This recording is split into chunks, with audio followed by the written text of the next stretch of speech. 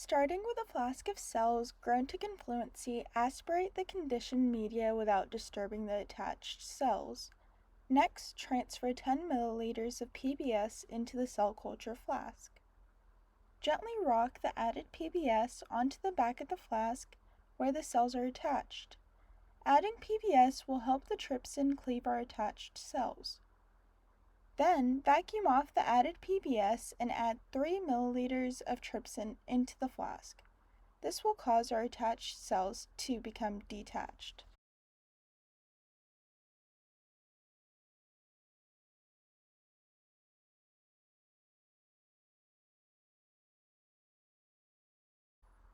Incubate your trypsinized cells at 36 degrees Celsius for 5 minutes. Once those cells are done incubating and you are able to see the cells detach, add 17 ml of your cell-specific media and pipette up and down until your cells are no longer sticking together. For best results, check your cells under the microscope to make sure they have been broken apart. In order to plate at a specific cell density, we will need to count our cells using a hemocytometer. First, start by adding half a ml of your cells into a microcentrifuge tube. From there, you will use a micropipette to transfer 10 microliters onto the hemocytometer and count your cells under the microscope.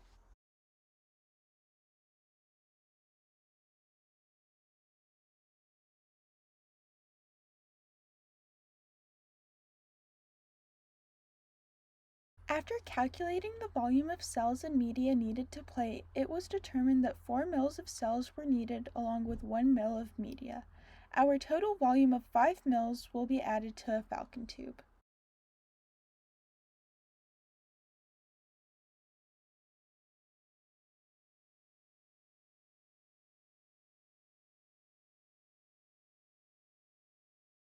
From there, we will be dividing our volume into 5 centrifuge tubes, which will come out to be 1 ml in each tube.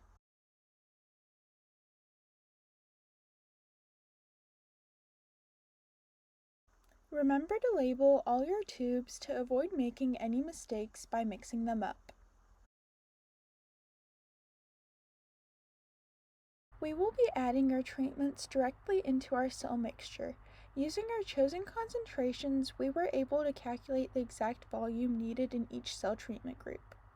Using an ultra-low well binding plate, we will be plating our cells in designated columns to distinguish between treatment groups. Using this specific plate type will essentially force the cells to form artificial tumors known as spheroids. This is due to their inability to form a layer due to the absence of a flat wall surface.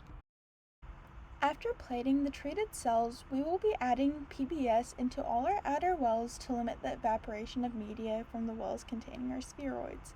In this specific video, we added 10 ml of PBS into a falcon tube and added 200 microliters of PBS into all the outer wells.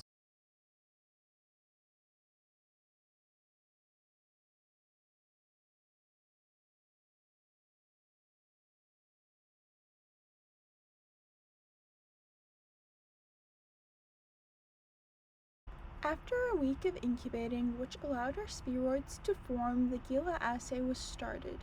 Two active components, our glow solution and glow buffer, were equally combined and added to each well containing a spheroid. Our spheroids were then broken apart to allow respirating cells to react with the luminescent reagent. Our plate was then placed on a belly dancer for 20 minutes and placed into the plate reader for results.